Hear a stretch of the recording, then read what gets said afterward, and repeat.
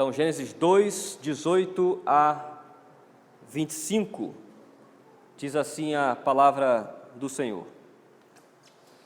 Disse mais o Senhor Deus: não é bom que o homem esteja só. Far-lhe-ei uma auxiliadora que lhe seja idônea. Havendo, pois, o Senhor Deus formado da terra todos os animais do campo e todas as aves dos céus, trouxe-os ao homem para ver como este lhes chamaria. E o nome que o homem desse a todos os seres viventes, esse seria o nome deles. Deu nome o homem a todos os animais domésticos, às aves dos céus e a todos os animais selváticos. Para o homem, todavia, não se achava uma auxiliadora que lhe fosse idônea. Então o Senhor Deus fez cair pesado sono sobre o homem, e este adormeceu. Tomou uma das suas costelas e fechou o lugar com carne. E a costela que o Senhor Deus tomara ao homem, transformou-a numa mulher e lhe a trouxe. E disse o homem: esta, afinal, é osso dos meus ossos e carne da minha carne. Chamar-se-á varoa, porquanto do varão foi tomada. Por isso deixa o homem pai e mãe e se une à sua mulher, tornando-se os dois uma só carne. Ora, um e outro, o homem e sua mulher, estavam nus e não se envergonhavam. Agora, Novo Testamento, carta do apóstolo Paulo aos Coríntios, primeira carta do apóstolo Paulo aos Coríntios, capítulo 6, versículos 12 até 20.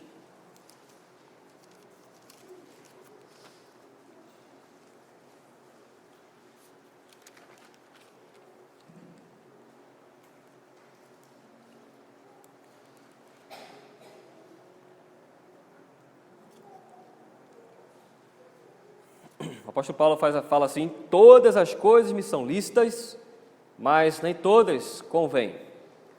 Todas as coisas me são lícitas, mas eu não me deixarei dominar por nenhuma delas. Os alimentos são para o estômago, e o estômago para os alimentos, mas Deus destruirá tanto estes como aquele. Porém, o corpo não é para a impureza, mas para o Senhor, e o Senhor para o corpo. Deus ressuscitou o Senhor e também nos ressuscitará a nós pelo seu poder. Não sabeis que os vossos corpos são membros de Cristo? E eu, porventura, tomaria os membros de Cristo e os faria membros de meretriz? Absolutamente não. Ou não sabeis que o homem que se une à prostituta forma um só corpo com ela? Porque, como se diz, serão os dois uma só carne. Mas aquele que se une ao Senhor é um espírito com ele. Fugir da impureza. Qualquer outro pecado que uma pessoa comete é fora do corpo, mas aquele que pratica a imoralidade peca contra o próprio corpo. Acaso não sabeis que o vosso corpo é santuário do Espírito Santo, que está em vós, o qual tendes da parte de Deus e que não sois de vós mesmos? Porque fostes comprados por preço. Agora, pois, glorificai a Deus no vosso corpo. Agora, dia do Senhor, no Catecismo de Heidelberg, dia do Senhor 41, também vai estar ali na tela. Pergunta 108 e pergunta 109. Pergunta 108. O que nos ensina o sétimo mandamento? Resposta: que toda impureza sexual é amaldiçoada por Deus. Por isso, devemos abominá-la de todo o coração e viver vidas disciplinadas, tanto dentro quanto fora do santo matrimônio. Pergunta e resposta 109. Neste mandamento, Deus só proíbe o adultério e pecados vergonhosos semelhantes? Desde que somos corpo e alma, templos do Espírito Santo, é a vontade de Deus que nos conservemos puros e santos. Por isso, Ele proíbe todas as ações impuras, gesticulações, palavras, pensamentos, desejos e tudo aquilo que possa nos induzir à impureza. Amada Igreja do Senhor Jesus Cristo, aqui também aí na internet, no Facebook, meus irmãos, algumas palavras acabaram, infelizmente, fazendo parte do nosso cotidiano. Por exemplo, a palavra pornografia, ou, visualmente falando, a falta de modéstia, a maneira como mulheres especialmente, homens também, mas mulheres especialmente se vestem. Palavras como, ou expressões como abuso sexual, são comuns hoje em dia. Pedofilia, homossexualidade e adultério. São familiares a você, não são? Meus irmãos, nós vivemos numa sociedade altamente pornográfica, altamente imoral. Nós estamos inseridos dentro dessa sociedade. E vou usar novamente uma ilustração que é a ilustração de Unai, de onde eu venho como pastor, onde existem muitos agricultores, criadores de suínos, enfim. Quando você entra numa granja de suínos, se você sai, se você não toca em nada, ainda assim você sai exalando aquele cheiro de suínos.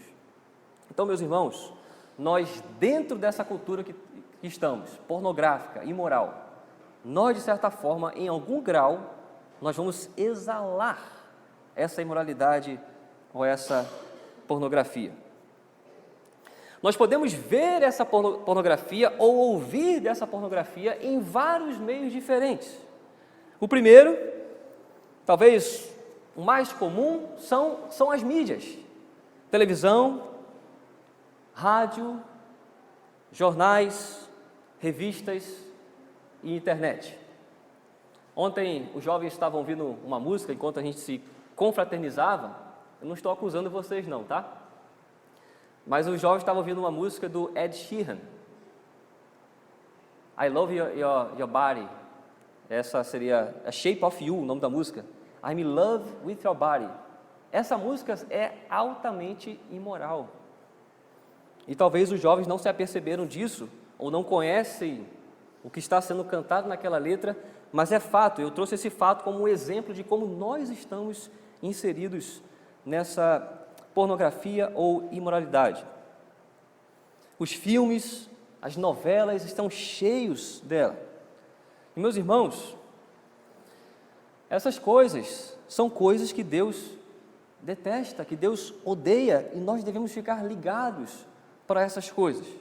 Tanto os filmes, as novelas, ou revistas, ou músicas, coisas da internet estão carregadas disso. Até mesmo, meus irmãos, os desenhos animados. No Netflix, recentemente, queriam lançar um desenho chamado Super Drags. E nesse desenho mostrava ali os personagens drag queens. Isso para crianças. Então veja como nós somos constantemente, incansavelmente, bombardeados de imoralidade por vários meios diferentes. E talvez você nem perceba isso. Então, por isso, a menção dessas coisas, para que as escamas caiam dos olhos.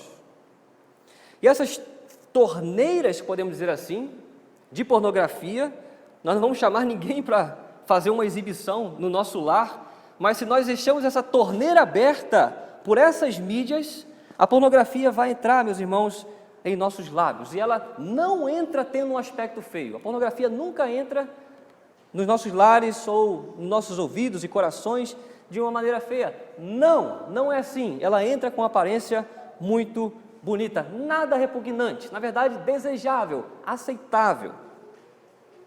Então, por exemplo, se você assiste um filme, né, e não é nenhuma proibição, ok?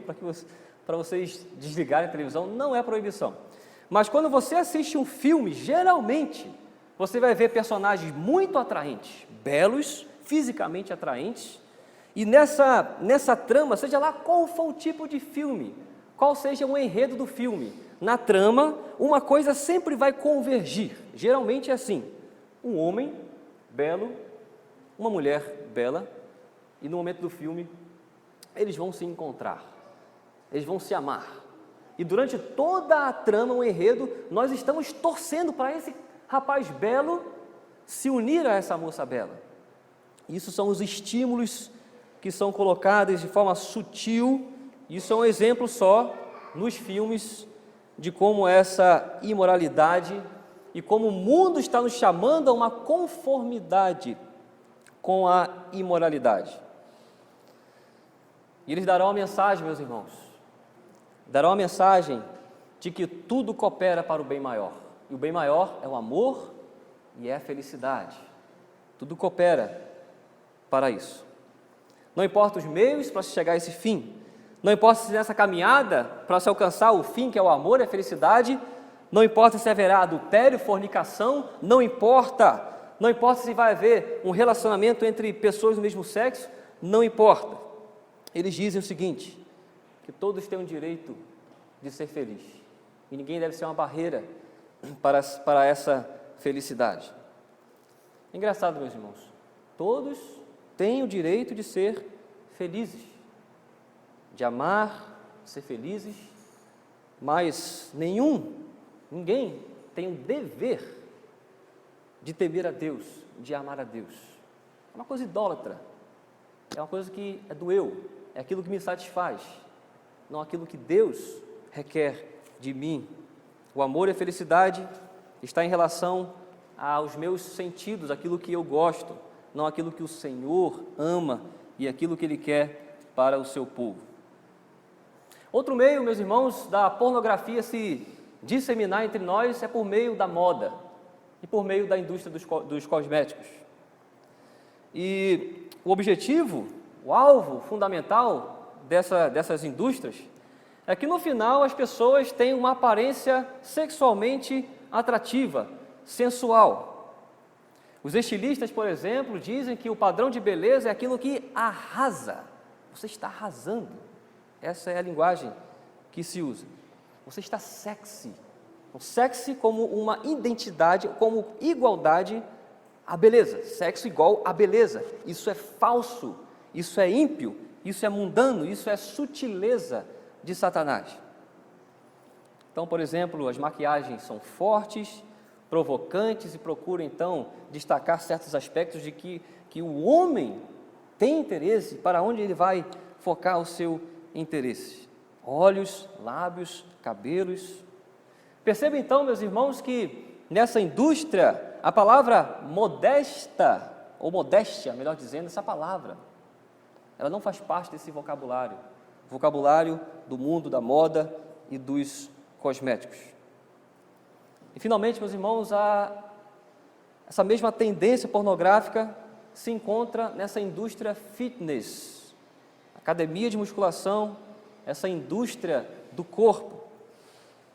E o objetivo desses locais, hoje em dia, não é tanto mais focar na saúde do corpo, mas desenvolver esse corpo a fim de quê? Tornar esse corpo sexualmente atrativo para o sexo oposto. Eu faço isso visando não mais a minha saúde, mas aquilo que aquela pessoa vai pensar de mim, como aquela pessoa vai olhar para mim. Se ela me acha alguém sexy, atrativamente sexual, que futuramente talvez vai me trazer alguma satisfação sexual.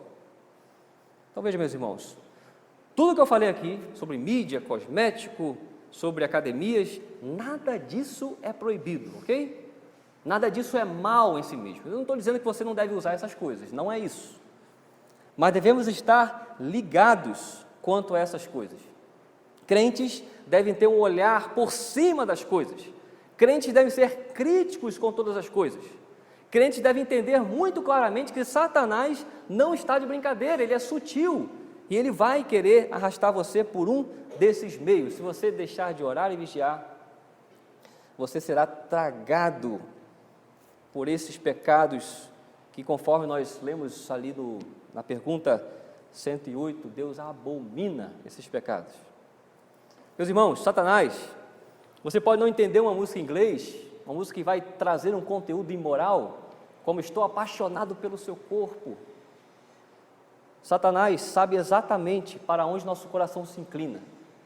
E ele não vai brincar, ele vai trabalhar em cima dos desejos nossos, das inclinações do nosso coração, para nos guiar diretamente para a profundeza do inferno. É isso que Satanás quer, e ele está trabalhando avidamente, está trabalhando diuturnamente, todos os segundos, está trabalhando para levar as nossas almas ao inferno. E nós muitas vezes estamos brincando, estamos com aquela canoazinha, seguindo o rumo da maré, da correnteza. Então, meus irmãos, o sétimo mandamento vem a nós hoje, nessa manhã, para falar desses assuntos, para nos fazer abrir os olhos sobre esses assuntos, para lutarmos contra esses assuntos e para identificarmos que nós somos incapazes de obedecer completamente esse mandamento e como nós precisamos da graça do nosso Senhor Jesus Cristo. É na graça dele que nós podemos contar para sobrevivermos a tantos ataques, um ataque desproporcional que vem da parte de Satanás. Então, meus irmãos, eu quero vos convidar nessa manhã a atentarmos para a palavra de Deus nesse mandamento, e o tema dessa pregação é o seguinte: Deus, aqui nesse mandamento, no sétimo, ele nos chama a valorizarmos a pureza sexual, tanto dentro quanto fora do matrimônio. Isso é o tema dessa pregação, o chamado de Deus a valorizarmos, a pensarmos na santificação, na pureza sexual, dentro e fora do casamento. Então, esse mandamento fala sobre o casamento. Então, o que é o casamento? Essa é uma pergunta importante a se fazer para nós sabermos que Deus criou esse recurso para que nós possamos fugir dessa imoralidade. Mas antes mesmo da imoralidade, Deus criou o homem e a mulher para que os seus corpos pertencessem a um ao outro mutuamente. E os dois pudessem encontrar pureza ali, pudessem encontrar alegria ali, amor e alegria. Não conforme o mundo fala, que dispensa ou dissocia padrões, que é capaz de aceitar até homem com homem, mulher com mulher. Mas Deus chama-nos a entendermos qual é o fundamento desse mandamento, é o casamento. Então, o que diz as Escrituras sobre o casamento? Nós lemos Gênesis capítulo 2, versículos de 18 até versículo 25. E aqui nós temos os princípios do casamento. Então nós podemos perceber aqui pelo contexto de Gênesis 2, que o homem foi criado e o homem não tinha uma companheira. Isso é um dado marcante. E no versículo 18, então, o Senhor Deus, ele expressa a seguinte sentença. Ele diz: não é bom que o homem esteja só. Essa é a primeira vez que Deus, nas Escrituras, fala que uma coisa não é boa. E essa coisa não é bom que o homem esteja só. Por que não é bom que o homem esteja só? Versículo 20 mostra que o homem não estava ainda completo, e essa é a razão porque isso não era alguma coisa boa. Então deu nome o homem a todos os animais domésticos, às aves dos céus e a todos os animais selváticos. Para o homem, todavia, não se achava uma auxiliadora que lhe fosse idônea. Então essa palavra idônea, adequada ou que completa, era o que precisava o homem nessa circunstância. Então a mulher, a finalidade da mulher, ela foi criada para quê? Para completar o homem, para ser o seu socorro, o seu auxílio. O homem esse que estava em necessidade, precisando então de complementar-se para servir ao Senhor. Então veja que Deus não fez aqui não fez uma mulher como fez Adão. Deus fez Adão do pó da terra, mas Eva aqui foi tirada da costela de Adão, a fim de ser um com ele, ser unido a ele. E Deus então uniu a mulher ao homem e o homem à mulher, de tal forma que eles são chamados aqui de uma só carne, osso dos meus ossos e carne da minha carne, e chamada de varoa, para estar realmente ligada ao varão, ao homem, no versículo 23. Então aqui encontramos as bases do casamento. O casamento é uma união, ajuda, que envolve ajuda, auxílio, complemento, e Deus criou esse casamento para a glória dele. Então, se antes não era bom que o homem estivesse sozinho, depois da criação do homem e mulher, a Bíblia diz então que é muito bom. Isso você encontra em Gênesis 1, versículo 31. Deus fala, viu que tudo que era bom, inclusive homem e mulher já tinham sido criados ali, e viu que era muito bom. No capítulo 2, então, vai destrinchar como foi a criação do homem e como foi a criação da mulher. Então, muito bom quando homem e mulher estão juntos. E ambos aqui receberam um mandato, 3 mandatos, um mandato espiritual, um mandato cultural e um mandato também social. Espiritualmente falando, o homem deveria cultuar a Deus com a sua esposa. O mandato cultural queria dizer que o homem deveria desenvolver a terra com essa esposa. E o mandato social, multiplicar-se, encher a terra. Por que eu destaco essas coisas? Para que vocês vejam que o mandamento de multiplicar-se é um mandamento antes da queda. Antes da queda não havia pecado. Então o sexo vem antes da queda. O sexo não é uma coisa ruim, é algo bom. Mas em Gênesis 3, então, acontece a queda do homem e da mulher. E essa queda, então, mancha esses 3 mandatos, espiritual, cultural e social. E então, após a queda, o casamento ganha ainda mais força. Se antes já tinha aquela força de Deus unir os dois e dizer que é muito bom para o serviço triplo, agora, meus irmãos, muito mais. Deus deseja manter a pureza dos seus. Então, após a queda, o homem se corrompeu e corrompeu também a sua disposição sexual. A disposição nossa, naturalmente, todos nós, em algum grau, alguns mais, outros menos, todos nós temos uma disposição sexual imoral, sejamos solteiros aqui, sejamos casados. Então esse casamento agora, depois da queda, ele é esse recurso para que possamos manter a santidade, o serviço ao Senhor, multiplicar, desenvolver a terra. Abra em 1 Coríntios 7, versículo 2. 1 Coríntios 7, o apóstolo Paulo está falando sobre o casamento.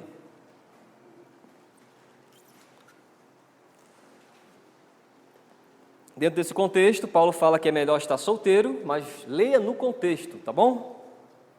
Em Gênesis 2, vimos que Deus disse, não é bom que o homem esteja só. Mas aqui Paulo está falando, não é bom que vocês estejam como eu, né, um solteiro. Mas aqui é o contexto. É um contexto de propagação do Evangelho, um contexto onde o Evangelho estava ganhando o mundo, e então ser solteiro, nessa circunstância, é desejável a estar casado. Versículo 2.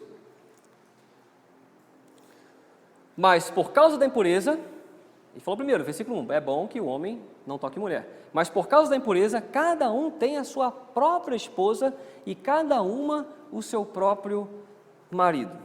Então veja o casamento como um recurso à imoralidade sexual. O casamento vai evitar que ambas as partes vivam numa imoralidade sexual que vai trazer tantas consequências maléficas à pessoa, quanto mau testemunho à igreja do Senhor. E nesse contexto ainda, Paulo mostra que o homem e a mulher não deveriam privar um ao outro das suas necessidades sexuais, salvo por um mútuo consentimento, veja o versículo 5, por algum tempo, para se dedicar à oração, mas novamente devem se unir, para que Satanás não os tente, versículo 5 do capítulo 7 de 1 Coríntios. Então, meus irmãos, Deus deu o casamento para que depois da queda, a pureza sexual fosse conservada. Então, jovens na igreja, jovens que cada vez mais estão adiando o casamento. Como jovens, vocês devem estar orando por isso. Orando por um esposo, orando por uma esposa. Por quê? Porque você tem a disposição corrompida no seu coração. e porque o mundo, como eu falei, vai de várias formas diferentes bombardear você com imoralidade. Então busque o casamento se você não nasceu para a castidade. Alguns Deus deu essa capacidade, mas a outros, talvez a maioria de nós, Deus não deu essa capacidade de nos mantermos castos para servir plenamente a Ele sem nenhum empecilho. Meus irmãos, imoralidade sexual é uma prática alheia, estranha à igreja, mas comum às pessoas de fora. E por causa disso, então, o Senhor Deus, em Levítico capítulo 18, deu várias instruções de como o povo de Israel deveria se manter puro e santo, não copiando as nações ao seu redor. A prática imoral, a vida sexual, seja por tolerar essa imoralidade, não reagindo a ela, ou seja, vivendo ativamente nessa imoralidade, é uma coisa abominável aos olhos de Deus, que todo o povo de Deus deve lutar contra isso. Levítico 18, Deus tem várias proibições aqui.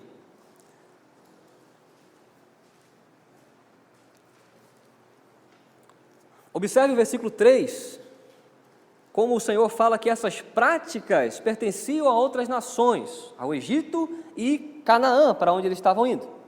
Não fareis segundo as obras da terra do Egito, em que habitastes, nem fareis segundo as obras da terra de Canaã, para a qual eu vos levo, nem andareis nos seus estatutos. E aí começa a mostrar, versículos 6 em diante, fala sobre relacionamento com parentes, tio, tia, sobrinha, sobrinho, tia, avó, tio, avô, enfim. Fala sobre homossexualidade no versículo 22. Com homem não te deitarás, como se fosse mulher, é abominação. Relacionamento com animais, versículo 23. Nem te deitarás com animal para te contaminares com ele, nem a mulher se porá perante um animal para juntar-se com ele, é confusão. Veja que Gênesis 3, após a queda, todas essas coisas agora passam a acontecer. É corrupção no que tange a esse assunto de sexualidade. Mas então o povo com quem Deus tem uma aliança deve saber identificar e deve fugir dessa imoralidade. Então, meus irmãos e irmãs, Deus nos chama a valorizarmos a pureza sexual, tanto dentro quanto fora do santo matrimônio. E por isso agora eu quero convidar você a refletir sobre isso, a fazer um autoexame sobre isso, porque a partir daí você pode lutar contra isso. Então, meu irmão ou irmã, aqui ou na internet, o que você tem feito para fugir da impureza sexual? Que certamente, isso nem é dúvida, certamente, constantemente vem sobre a tua vida. O que você tem feito para fugir dessa imoralidade? Você tem lutado contra as inclinações pecaminosas, sendo solteiro ou sendo casado? Meus irmãos, esse é um pecado do coração, que Jesus falou lá no Sermão do Monte. Aquele que olha de uma maneira impura para alguém, já cometeu adultério. Você tem lidado com esse fato? Você tem lutado contra as suas inclinações? Por gratidão a Deus? O Salmo 101, versículo 3, o Salmo de Davi, o salmista, ele tem uma resolução contra o pecado que vem pelos olhos, podemos dizer assim. Salmo 103, 101, melhor, versículo 3. É um salmo real, ok? Ele é um rei, e como rei, qual deve ser o coração do rei? Nós, meus irmãos, também somos reis, profetas, sacerdotes e reis. Como reis, então, versículo 3, não porei coisa injusta diante dos meus olhos, aborreço o proceder dos que se desviam, nada disto se me pegará. O salmista aqui, ele tem uma resolução contra o pecado. Ele diz que não vai fazer isso. É uma resolução que ele coloca diante de si mesmo. E ele, fazendo isso, está dizendo também que deve ser nosso sentimento aborrecer o proceder dos maus.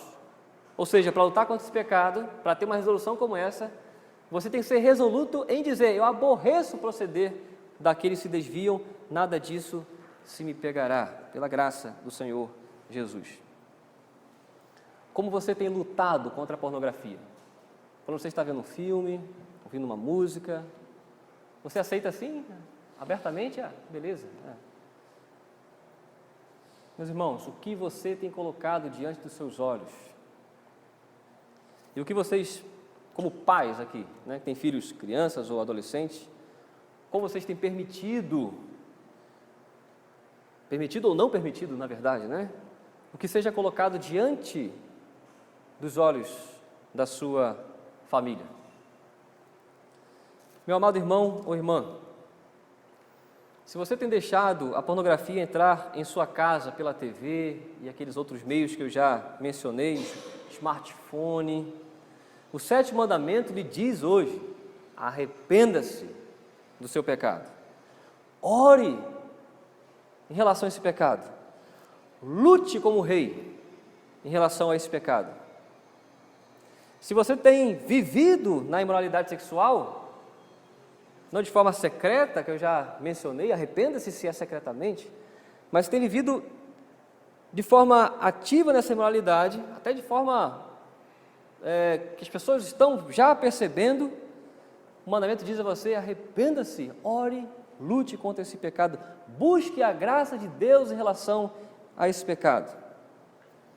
Se você não tem uma resolução firme contra esse pecado, você precisa ser chamado como filho da aliança de Deus, a lutar contra isso. Se você não lutar, você será derrotado. Isso é certo, você será derrotado. A primeira derrota, as pessoas pensam assim: não, eu nunca vou cair em adultério. Mas se você é confortável com esse tipo de moralidade, se você não luta, se você não percebe, você já foi derrotado. Já foi derrotado. Então o mandamento nos manda a abominar esse pecado de todo o coração. E por quê? Por pelo menos 3 razões. Primeiro, isso tem a ver com o salmista no Salmo 101 também, porque Deus abomina a impureza sexual, o catecismo fala sobre isso. Então, meus irmãos, o que Deus ama, devemos amar. O que Deus abomina, devemos também abominar. Deus destruiu o Egito, Deus destruiu Canaã, por causa de quê? Por causa desses pecados imorais, abomináveis, que encheu Deus e a sua paciência, de forma que Deus não teve outra solução a não ser passar todos eles a fio de espada, condenar toda aquela geração, Egito e também Canaã. Em segundo lugar, Paulo diz, em 1 Coríntios capítulo 6, que nós lemos, que os impuros não herdarão o reino de Deus. Essa é a segunda razão pela qual você deve lutar contra esse pecado. Deus diz que esses não herdarão o reino dos céus. Veja o versículo 9 de 1 Coríntios 6.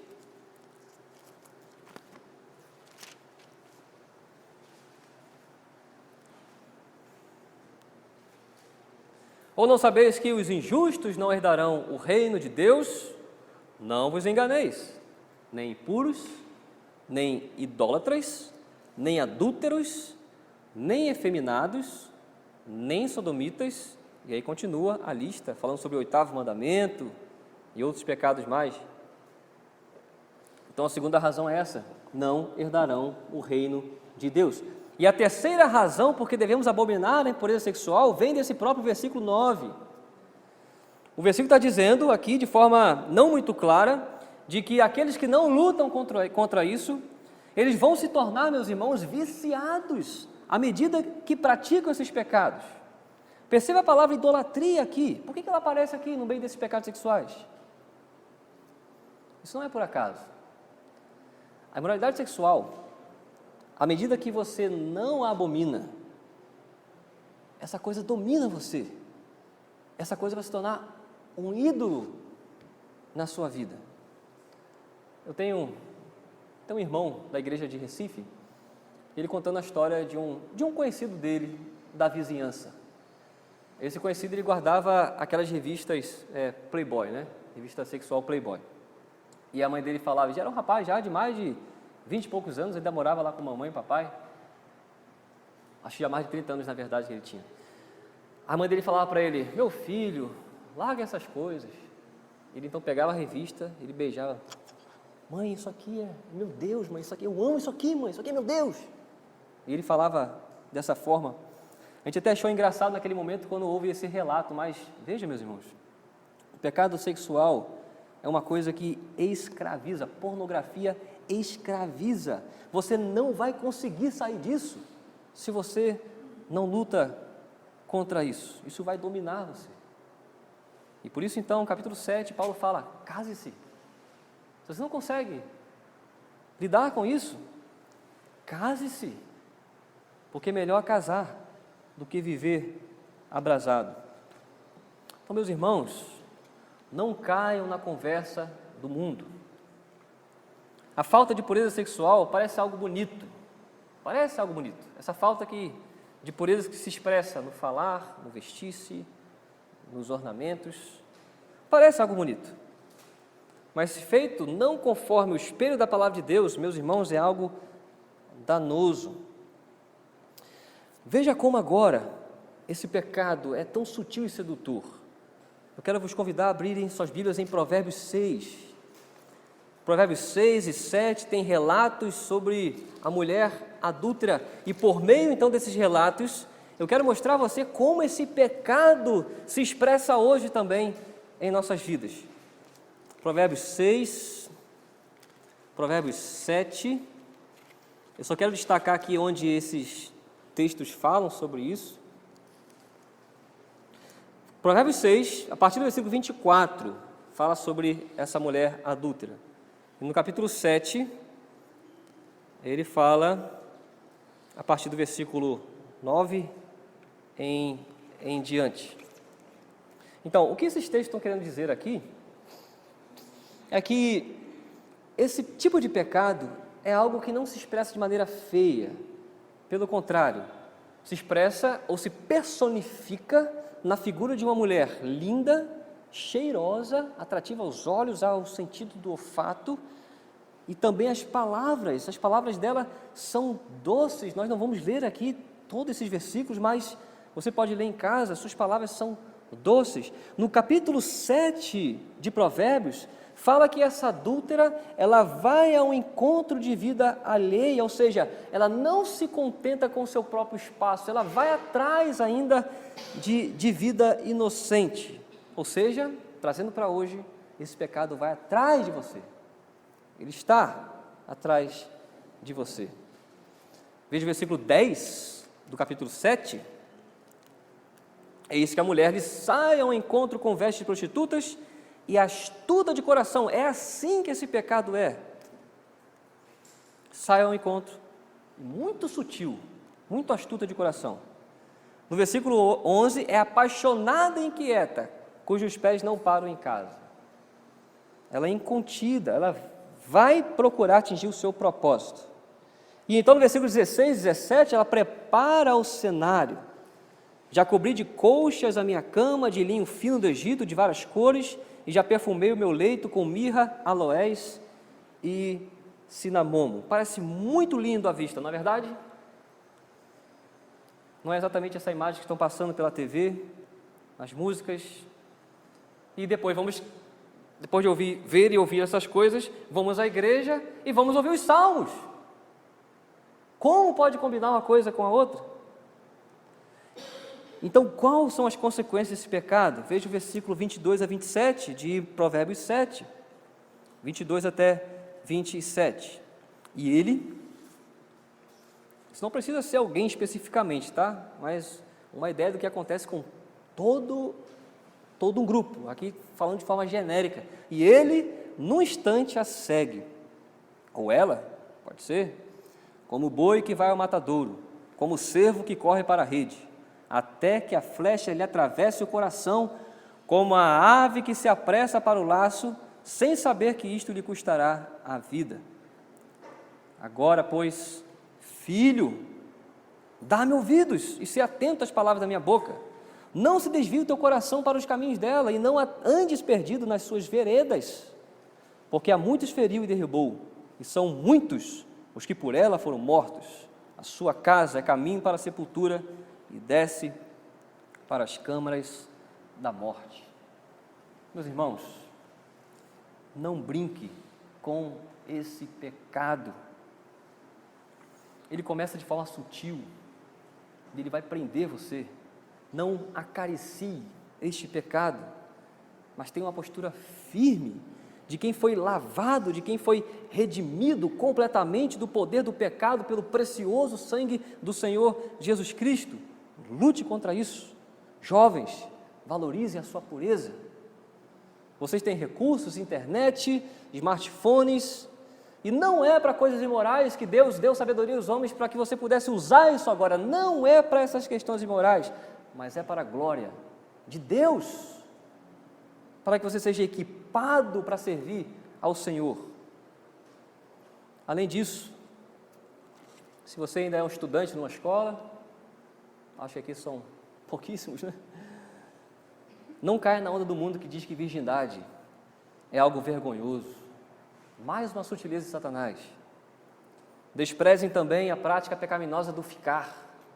Eu fiquei com fulano, fiquei com ela. Despreze isso, Deus abomina isso. Este ficar nada mais é do que se apropriar de alguém indevidamente, alguém que não lhe pertence, ou você deixando-se fazer, sendo a pessoa a ser ficada, vamos dizer assim. Deus tem alguém para você, você não pertence àquela pessoa. Não fiquem ansiosos quanto ao seu futuro esposo ou esposa, não fiquem ansiosos. Orem sobre isso. Deus vai lhe conceder o que é necessário, assim como concedeu a Adão. Não era bom que Adão estivesse só. Abra sua Bíblia em Provérbios mesmo, no capítulo 18, versículo 22.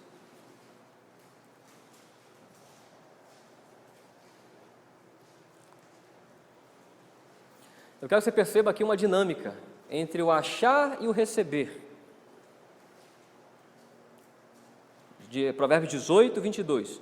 O que acha uma esposa, acha o bem, e alcançou a benevolência do Senhor.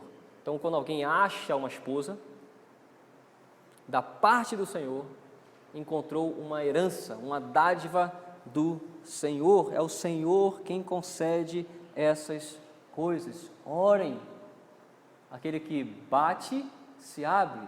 Aquele que busca e encontra, acha uma esposa, acha o bem do Senhor. Então não se precipitem, não pequem, não estraguem a sua vida mergulhando-se na imoralidade. Isso trará consequências também para o seu casamento futuro. Vai trazer, sim. Você tem orado sobre isso? Ore sobre isso. E para todos nós que já somos casados ou não, talvez, né, aí na internet, viúvos ou viúvas, devemos valorizar a pureza sexual tanto dentro quanto fora do casamento. E por quê? Nós lemos em 1 Coríntios 6, porque somos templos do Espírito Santo. Aquilo que fazemos com o nosso corpo, ou de forma explícita, ou às ocultas, escondidos, Deus está vendo, Deus está lá com você. Nossas atitudes só têm duas consequências: ou estaremos glorificando a Cristo, ou profanando o seu templo, profanando a Deus por meio de profanarmos o nosso próprio corpo. Mas, meus irmãos, nessa exigência, nós não estamos sozinhos para lutarmos. Graças a Deus, graças à sua misericórdia, nós estamos com o Senhor Jesus Cristo. Nós podemos ir até Ele em arrependimento, com o coração contrito, Ele limpou, Ele derramou seu sangue para limpar e para purificar a sua igreja, para santificar a sua noiva, lavando-a por meio da palavra, como nós vemos agora aqui. Cristo está querendo lavar você, para apresentar você como igreja gloriosa, santa, sem mácula, nem ruga, nem coisa semelhante, sem defeito. Efésios 5, versículo 26. Então, meus irmãos, que nós atentemos para a palavra de Deus, que nós desejemos de forma resoluta lutar contra esse pecado, lutar contra esse pecado. Não é brincadeira. Os mandamentos, graças que nós temos a oportunidade de ouvi-los ano após ano, é o fundamento, meus irmãos, para nós nos santificarmos e sermos apresentados a Cristo como noiva gloriosa. Que Deus abençoe a sua vida. Amém.